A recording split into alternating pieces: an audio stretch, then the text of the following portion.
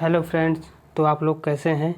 I hope आप सभी लोग अच्छे होंगे और आप सभी लोगों की जो है पढ़ाई अच्छी चल रही होगी। तो पिछली क्लास में जो है हमने सीटेट जो कि सीटेट प्रीवियस ईयर क्वेश्चन का जो है प्रश्न नंबर 20 तक हमने कर लिया था।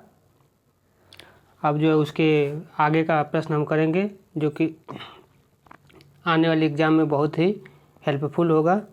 तो प्रश्न नंबर 21 जो कथन दिया है प्रश्न नंबर 21 जो कि कथन है, अध्यापक को ऐसी शिक्षणीय शास्त्रीय प्रविधियों और विषय वस्तु का चयन करना चाहिए जो कि विद्यार्थियों में नवीन ज्ञान के सृजन और उच्च क्रमिक कौशलों को समुत्पन्न करने को कार्य करती है।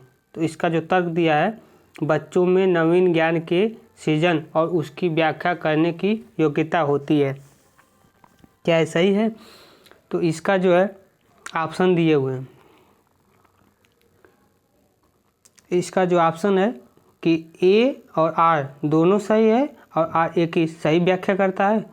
तो ये इस प्रश्न का जो है सही आंसर होगा यही।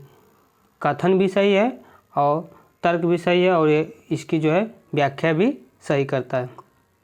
प्रश्न नंबर 22 दिया है कि 14 वर्षीय माया एक युवा चित्रकार के वीडियो यूट्यूब पर देखकर पेंटिंग करना सीखती है।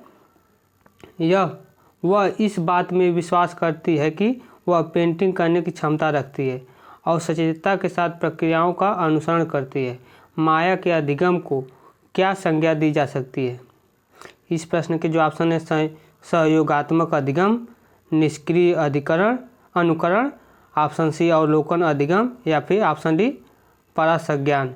तो इस प्रश्न का जो सही आंसर होगा ऑप्शन सी अवकलन अधिगम। प्रश्न नंबर 23 अधिगम अधिक प्रभावशाली रूप से होता है अगर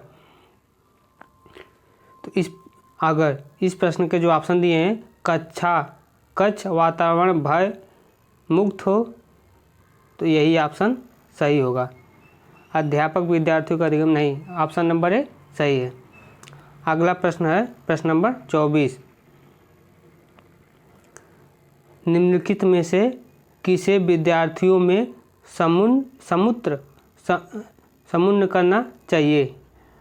इस प्रश्न के ऑप्शन है कंठस्थीकरण यानी कि रटने की प्रवृत्ति गलत, समालोचनात्मक चिंतन हो सकता है, कार्यात्मक जड़ता गलत, ऑप्शन डी अभिसारी चिंतन ये भी गलत, यानी कि ऑप्शन नंबर बी सही होगा।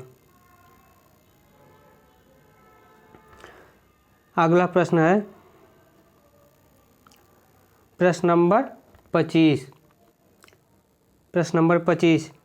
वह कौन सी समस्या समाधान प्रक्रिया है जिसमें निर्धारित चरण दर चरण विधि का अनुसरण किया जाता है? इस प्रश्न के जो ऑप्शन है, अनुरूपी सोच, अनुमानी, प्रयत्न एवं त्रुटि तथा कलन विधि।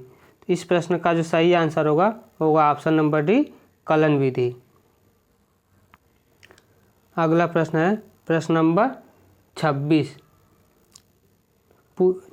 ये पूछ रहा है कि निम्नलिखित में से कौन से कथन अधिगम के लिए आकलन के संबंध में सही है? इसमें पॉइंट 1 है, भय पैदा करने के लिए कॉपी में सभी त्रुटियों पर लाल स्याही से घेरा बना देना चाहिए, गलत। पॉइंट नंबर 2 है, विद्यार्थी के अधिगम के बारे में जानने के लिए त्रुटियों को एक अवसर के रूप में लेना चाहिए, हो सकता है। पॉइंट नंबर 3 है, सहपाठी आकलन का प्रयोग एक दूसरे को प्रतिपुष्टि देने के लिए किया जा सकता है, ये भी सही है। पॉइंट नंबर 4 विद्यार्थियों द्वारा की गई त्रुटियों के प्रतिरूपों के प्रति अध्यापक को सजग होना चाहिए, ये भी सही होगा। यानी कि 2nd, 3rd और 4th किस ऑप्शन में है? ऑप्शन नंबर डी, यानी कि इस प्रश्न का सही आंसर होगा डी। अगला प्रश्न है प्रश्न नंबर 27 पूछ रहा है, कथन दिया है, विद्यालयों को सीखने की प्रक्रिया में भावनात्मक पहलू को ध्यान में रखना और पोषित करना चाहिए। इसका जो तर्क है, भावनाएं जो है संज्ञान से पृथक नहीं है।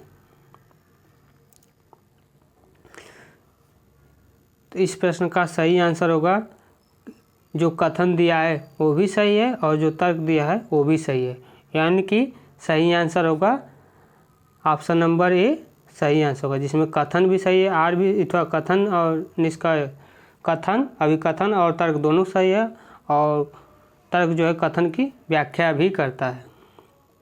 अगला प्रश्न है प्रश्न नंबर 28,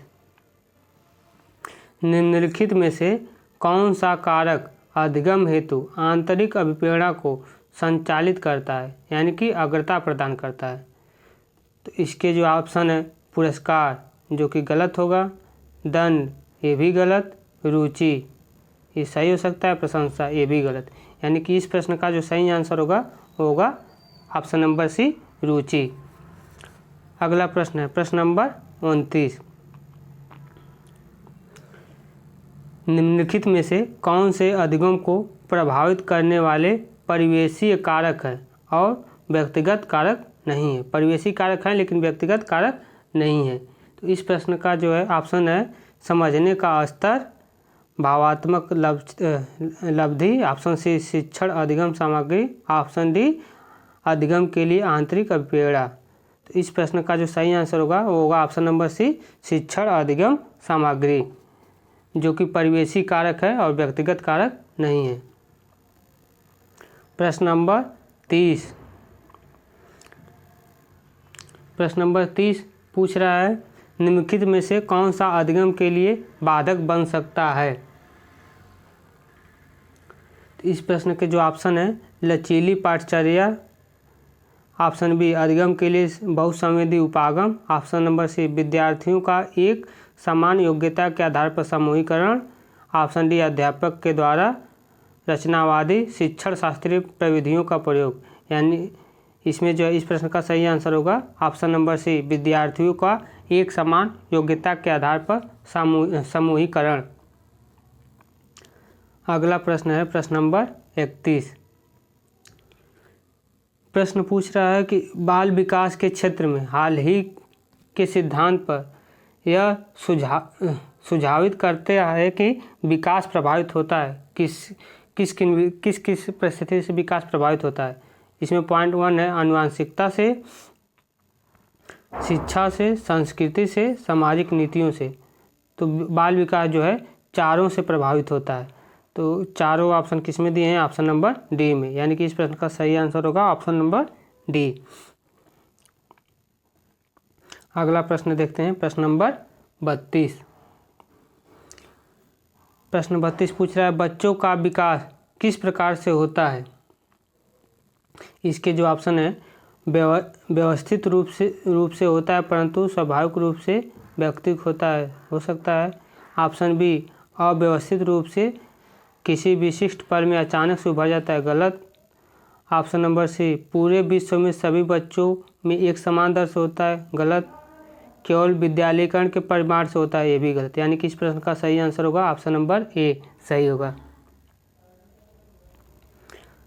अगला प्रश्न है प्रश्न नंबर 33, प्रश्न पूछ रहा है कि छोटे बच्चों में समाजीकरण का डैश प्राथमिक कारक संस्था है, डैश द्वितीय कारक संस्था है। यानी कि छोटे बच्चों में समाजीकरण प्राथमिक कारक जो संस्था जो है कौन है और द्वितीय कारक संस्था कौन है। तो इसका जो सही आंसर होगा छोटे बच्चों में समाजीकरण का जो है प्राथमिक कारक परिवार होता है, कानून, यानी कि इसका जो सही आंसर होगा आंसर ये सही होगा। यानी कि छोटे बच्चों में सामाजिकरण का परिवार प्राथमिक संस्था होता है और जो पुस्तकालय है वो द्वितीय कारक संस्था होता है। तो इस प्रश्न का सही आंसर होगा जो होगा वो होगा ऑप्शन नंबर ए सही होगा, परिवार और विद्यालय। अगला प्रश्न है प्रश्न नंबर 33, प्रश्न नंबर 34, प्रश्न पूछ रहा है कि जीन पियाजे के संज्ञानात्मक विकास के सिद्धांत के अनुसार अधिकांश बच्चे किस अवस्था में बीते हुए समय, वर्तमान और भविष्य के बारे में स्पष्ट रूप से समझ बना लेते हैं? इस प्रश्न का ऑप्शन है संवेदी गत्यात्मक, ऑप्शन बी पूर्व संक्रियात्मक, ऑप्शन सी मूर्त संक्रियात्मक, ऑप्शन डी औपचारिक संक्रियात्मक। तो इस प्रश्न का सही आंसर होगा मूर्त संक्रियात्मक, यानी कि ऑप्शन नंबर सी होगा मूर्त संक्रियात्मक। अगला प्रश्न होगा प्रश्न नंबर 35। पूछ रहा है कि जीन पियाजे के सिद्धांत में चिंतन की बुनियादी निर्मितियों को किस रूप में जाना जाता है? इसका जो ऑप्शन है, ऑप्शन ए सहज क्रियाएं, option B schema, option C संकेत, ऑप्शन डी अवधारणा। तो इस प्रश्न का जो सही आंसर होगा ऑप्शन बी स्कीमा। स्कीमा इसका सही आंसर होगा। अगला प्रश्न है प्रश्न नंबर 36। पूछ रहा है लेव वाइगोत्स्की के सिद्धांत के अनुसार डैश विकास को डैश आकार देता है या फिर देती है? तो लेव वाइगोत्स्की के सिद्धांत के अनुसार सामाजिक विकास को, लेव वाइगोत्स्की सामाजिक विकास में नहीं बात करते हैं, संज्ञानात्मक विकास। लेव वाइगोत्स्की के अनुसार ऑप्शन नंबर बी सही है। इस प्रश्न का सही आंसर जो होगा ऑप्शन नंबर बी, यानी कि लेव वाइगोत्स्की के सिद्धांत के अनुसार संज्ञानात्मक विकास को और संस्कृति को आकार प्रदान करता है। अगला प्रश्न है प्रश्न नंबर 37। पूछ रहा है कि लेव वाइगोत्स्की के संज्ञानात्मक विकास की प्रक्रिया में किसकी भूमिका पर बल दिया जाता है? इस प्रश्न का सही आंसर होगा ऑप्शन ए भाषा, ऑप्शन बी संज्ञानात्मक द्वंद्व, ऑप्शन सी सहज क्रियाएं, ऑप्शन डी स्कीमा। तो इस प्रश्न का सही आंसर होगा ऑप्शन ए भाषा। लेव वाइगोत्स्की का जो संज्ञानात्मक विकास है वो भाषा पर की जो है भूमिका पर जो है अधिक बल देता है। अगला प्रश्न है प्रश्न नंबर 38। प्रश्न पूछ रहा है कि नैतिक विकास का सिद्धांत लॉरेंस कोहलबर्ग के साथ साथ और किसके द्वारा प्रतिपादित किया गया है?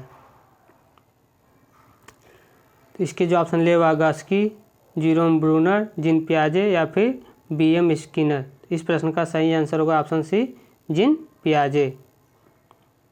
ऑप्शन सी सही होगा जीन पियाजे। अगला प्रश्न है प्रश्न नंबर 39। प्रश्न है कि एक अध्यापक को अपनी शिक्षण शास्त्रीय प्रविधियों के बारे में किस प्रवृत्ति का होना चाहिए?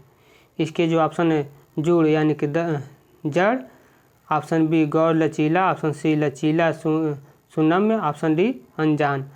इस प्रश्न का सही आंसर होगा लचीला सुनमय, यानी कि ऑप्शन नंबर सी सही होगा। एक अध्यापक को अपनी शिक्षण शास्त्रीय प्रविधियों के बारे में जो है लचीला सुनमय की प्रवृत्ति का होना चाहिए। ऑप्शन नंबर सी सही है।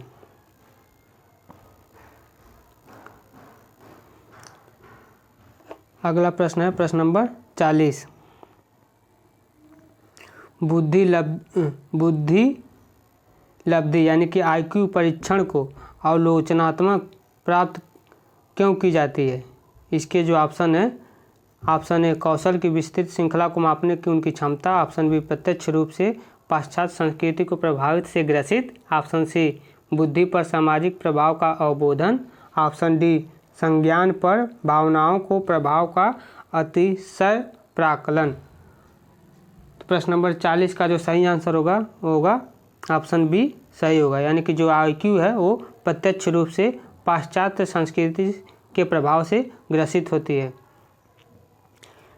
आई होप आप सभी लोगों को हमारा ये क्लास पसंद आया होगा। पसंद आया हो तो लाइक करें, शेयर करें और सब्सक्राइब करें। आप सभी लोगों को हमारे इस YouTube चैनल पर सीटेट की जो है महत्वपूर्ण क्लासें मिलती रहेगी, जो कि सीटेट के एग्ज़ाम के लिए बहुत ही महत्वपूर्ण है। आप लोग अगर इन प्रश्नों को कर लेते हैं तो 99% आशा है कि आप लोगों का जो है सीटेट एग्ज़ाम क्लियर हो जाएगा। अगली क्लास जो है नेक्स्ट दिन होगी। जय हिंद, जय भारत।